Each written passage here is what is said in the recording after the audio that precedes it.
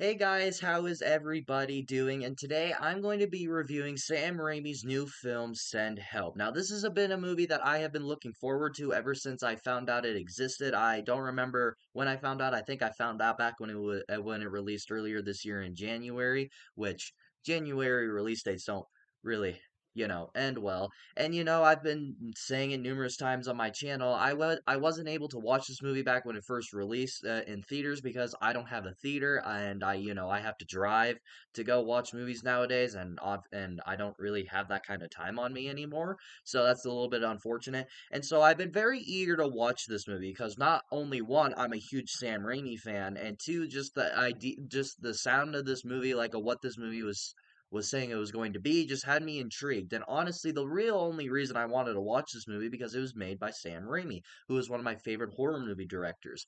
And life gives you gifts when you're patient, I guess. And I was going to rent this movie back when it first was available on VOD, but it was really expensive and plus, time. And I was laying around one night and I found out it was going to be streaming on Hulu on May 7th. So I said, you know what? I'm going to watch it then. And I've been very excited to watch this movie, and I watched it last night.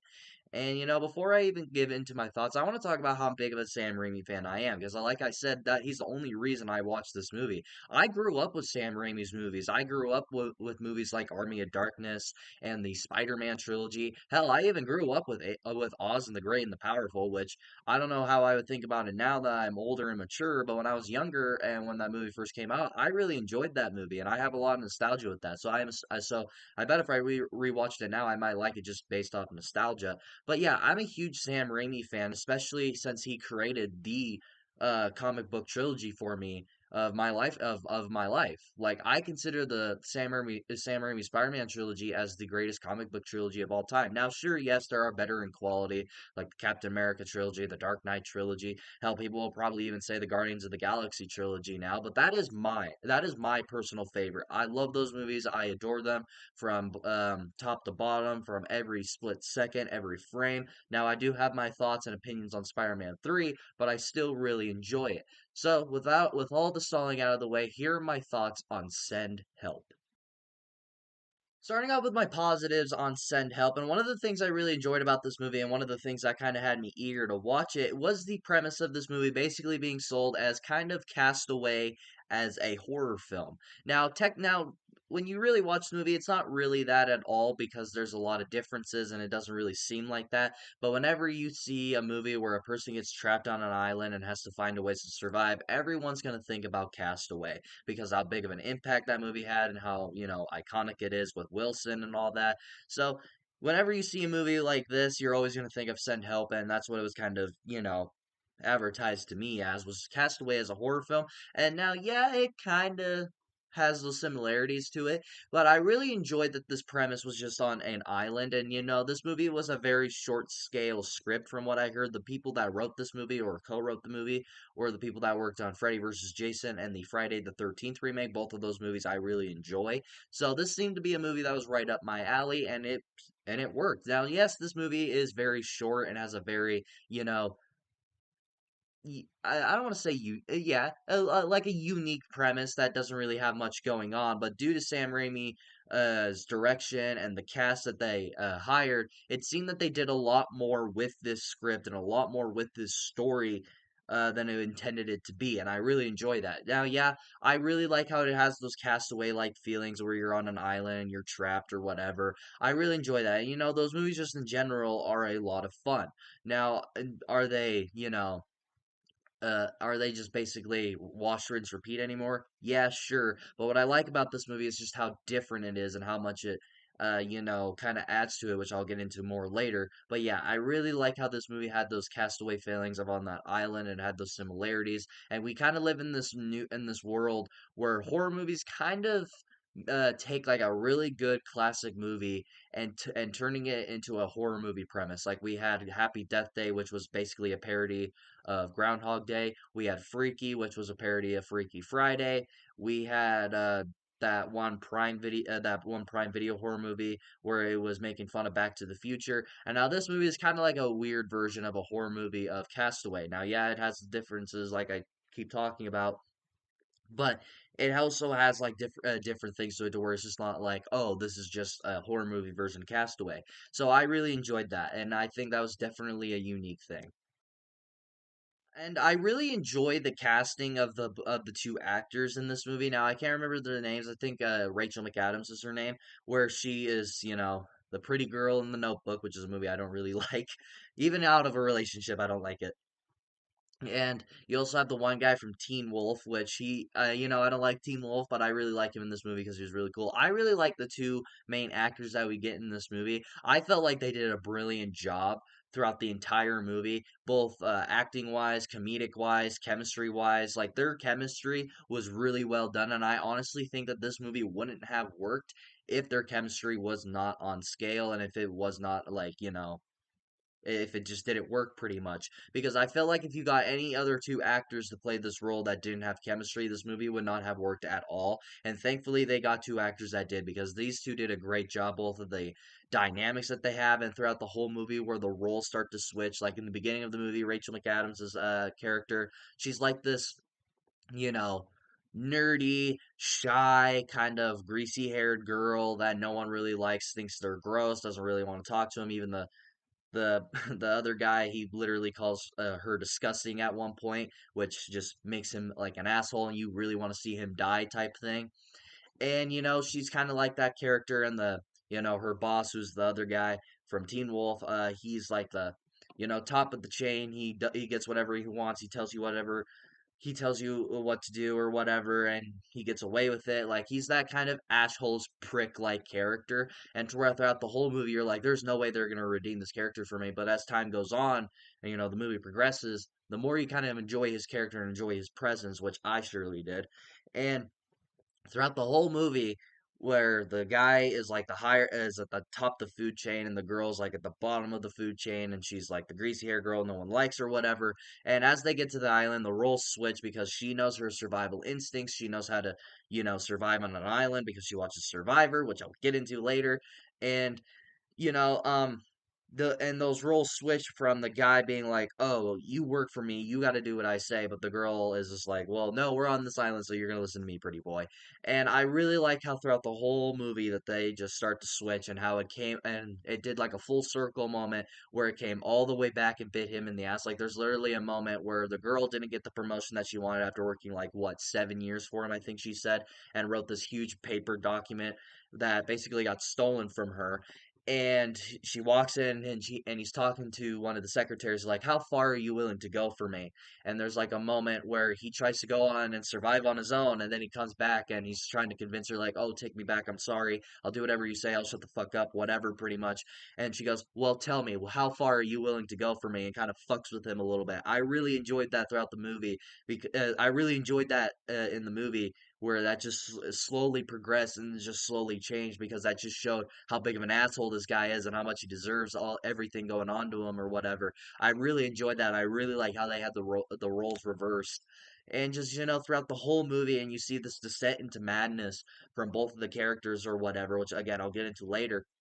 But yeah, Rachel McAdams and the other guy, they did an amazing job in this movie. Their chemistry was great, and I just thought the dynamic that they were going for was great. I really enjoyed it, and they really pulled it off because I felt like I said, if they did not have the chemistry, this would not have worked at all, and thankfully they did have it. And I feel like a lot of people aren't gonna like this movie due to like false advertisement. I feel, which I didn't watch any trailers. I did not watch any trailers or ads for it. I walked into this movie pretty much blind, just knowing the premise and Sam Raimi directed it because that's how I like walking into horror movies nowadays. I don't like watching trailers or anything like that. And this movie is very heavily advertised as a horror comedy.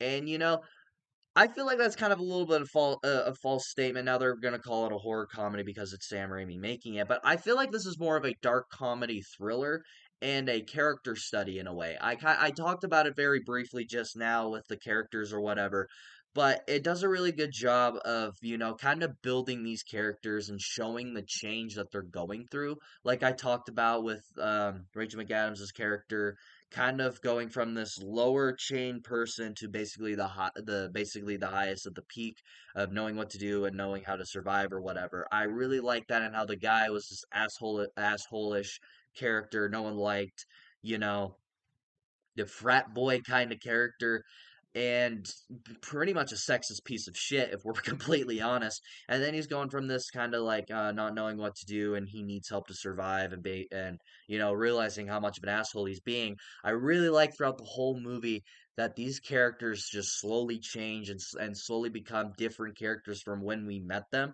And I really enjoyed that because this movie didn't, because I felt like I wasn't really watching a horror film necessarily. Now, yes, there are moments of horror, obviously, and there's like even a moment where we just get like a cool like little scene where they're just sitting at the fire and just talking to each other. And Rachel McAdams' character talks about her husband that passed away and how he was not a very good person, like he was a drunk and he was a bad person. And she talks about how like one night they got into a big fight, and she basically in a way killed him without trying to, and she did it because she was rageful. Is that she poured him a glass and gave him his keys, and he went off and he got into a car accident and died, and she has never admitted that. And you're kind of sitting there, and it's such a well written scene and a well performed scene. You kind of sit there and you go, is this lady like crazy? Like, is that why her life's kind of a mess because she lives with that guilt? Or was it just simply an accident and she didn't know? Like, was it an accident and she didn't know that was going to happen? Or is she crazy and, killed someone and tries to act like a different person now? It's such a well written scene to where I really enjoyed that. And that's one of my biggest highlights of this movie. And then there's like another scene which you'll know what I'm talking about. I don't want to spoil it much, but there's like a scene where when I talk about how this isn't much of a horror movie, there's a lot of horror elements in this. I don't want anyone to mistake. There are horror elements in this movie. There's like a scene where it's just the two actors. Like this isn't like a Evil Dead situation where they go on the island and then they find something and they accidentally summon demons or something like that. This is just a movie about these two characters descending into madness.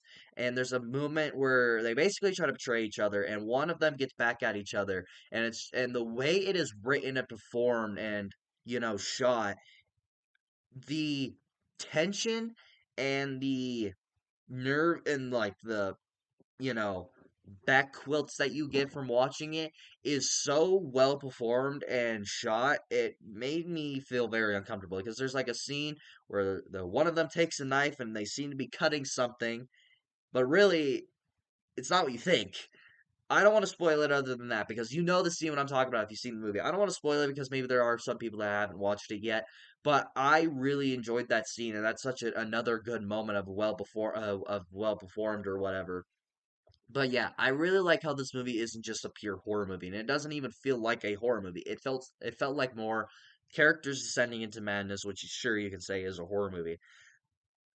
Excuse me. But I really enjoyed that about this movie. That was something that I really enjoyed and was not expecting, and especially for a Sam Raimi movie, because when it comes to Sam Raimi, he's more about the blood and the gore and all that. Literally, watch The Evil Dead. But I really enjoyed what they did with this movie. It was definitely something I was not expecting, and it's something that I really did enjoy. And this doesn't really have to do anything about the film. This just has to do in general, and this is just a small little positive that I have. I really like how simple and small scale this is compared to horror movies nowadays. Because there are really good horror movies out there, and there are a lot of good modern horror movies coming out. But it feels like every new horror movie is trying to like surprise you, or do this multiverse thing because that's all movies are, especially in comic books anymore. Look at Doomsday coming out. They try to do like this pull the rug under you, constantly try to surprise you, do this multiverse thing, or do these really big scale things. But I really like how this movie was just old fashioned, small scale horror film that you would see like during the 90s or the 80s. Like, this was like one of those movies you could probably go to like a Blockbuster or a video store and just rent on like a Saturday night with a bunch of friends, or maybe even a date movie. Like, I really like that. It felt like a throwback to that, and I really appreciated that because a lot of new horror movies nowadays they just try to shock you and they try to do too much. And I miss horror movies when they were like this and just small scale and not trying to do too much. And I want to see more like this. And I'm not trying to rag on other horror movies now. There are really good ones out there, especially modern day horror movies. There's a lot of good, original concepts coming out nowadays. So yeah, I really like this throwback style to this. That just meant a lot to me. But now moving on to my negatives, and one of my big negatives about this movie, which I won't rag on it too much because, this movie isn't a very big budget movie. I'm pretty sure the budget was like $10 million, something like that. I felt like the CGI in this movie was not very good. Now, from what I'm hearing, this movie was meant to be released in 3D. Now, obviously, I didn't watch it in theaters, and I didn't know that it was meant to come out in 3D, so I was kind of shocked to hear that. Um, but I can kind of tell now when I think about it, but the CGI in this movie isn't very good. Like when the plane crashes, like the CGI of the plane supposedly is supposed to be in the water. It doesn't look very good. And then there's like moments where Rachel McAdams' character is hunting a boar, and the boar itself just doesn't look very good. It looks very cartoony, and it just doesn't look like realistic, and it just doesn't look very good. So there are moments where the CGI just doesn't look good. Now there are moments where the CGI does look good, but at moments I felt like, okay, this looks really cartoony. It just doesn't look good, and it's very distracting. If anything, it's very small, and it's not throughout the whole movie, thankfully. But when the CGI is used in this movie, it doesn't look very good. And this is kind of a nitpick, and I feel like this is really stupid. Rachel McAdams' character, now she's kind of like this, nerdy character I talked about, and when they crash on the island, obviously she has the survival instincts, but pretty much she knows all of her survival instincts and knows how to survive on this island just simply from watching Survivor. Now they don't really directly say that, but they pretty much hint at it. Now I'm pretty sure I might have accidentally missed something about them possibly saying that she probably, studied something about that. I have no idea. But they basically tell you that she knows all this from Survivor, from her sitting on her couch with her parrot watching it. Now, honestly, that's something you could miss too. That's something like if you were looking on your phone, if you were watching the movie and you kind of like looked away for a second, look on your phone to see someone texting you or a notification or something like that, and you miss that, and then when she's like doing all the survival stuff, you're kind of sitting there like, well, how the fuck does she know this? I felt like that was really lazy. Now, again, I feel like I might have missed something because I don't really think that's the real reason. I might have missed something, but if that is the real reason, I felt like that was lazy. It felt like they just didn't know. It's like, oh, how do we make sure that she knows how to survive on the island so it's not just random? Oh, she likes Survivor. That'll make sense. No, like I'm sitting there, I'm like, really? That's all you could come up with? But whatever. I don't watch Survivor personally. I don't really watch shows like that. I watch real television, I guess. But I don't know. I felt that was really poor writing right there, and I was like, really? Come on, guys. Like, what? And I will say this without spoiling the movie. I felt like this movie was a little bit predictable. Now, at the very end of the movie, we get this reveal that I felt like was kind of predictable because I was like, oh, yeah, that kind of makes sense. And, it's not one of those things where it's predictable where it's going to go from like the first second you start watching the movie or whatever. It's one of those moments that you realize where it's going, like maybe 45 minutes into the film, maybe. But I felt like after a while, I kind of felt like I knew where it was going to go and what was going to happen and what the characters were doing. And, that kind of sucks for the predictability. I would have liked the more surprising elements to this movie. Like, it has a lot of surprising elements that I really like, and it's very well done. And I'm kind of bummed that they didn't do that throughout the whole movie. But, what they do is pretty good. But other than that, this movie to me is just very predictable, and I feel like that hurts the movie a little bit. Now, I'm not like I just talked about. This movie is very small scale and doesn't try to do too much. What I liked about it, but at the same time, when you have too much predictability, I feel like that kind of hurts the movie a little bit. But all in all, guys, I really enjoyed Send Help. I felt like this was a very fun movie. I really enjoyed this. I really felt like it was a good throwback to like 90s thrillers or whatever. Now, is this like Sam Raimi's next big horror classic? Well, no, I wouldn't go as far as saying that just yet, but I would say that this is another great Sam Raimi movie. I wouldn't put it on par with like the Evil Dead films or Spider-Man or whatever, but I would put it on par with some of his latest movies. I did really enjoy Doctor Strange Multiverse of Madness, which apparently I'm part of very few people that actually enjoyed it. But if you're a Sam Raimi fan and you want to see a good fashion, small scale thriller, I think that this movie will definitely be for you. So definitely check this movie out. So what do you guys think about Send Help? Have you seen it? What do you think about it? Do you like this movie? Do you not like this movie? Let me know in the comments below and we shall talk about it. And if you like this video, like it. If you love to subscribe and bell notifications so you will get notified for all my latest videos. And of course, until my next video, See you all next time.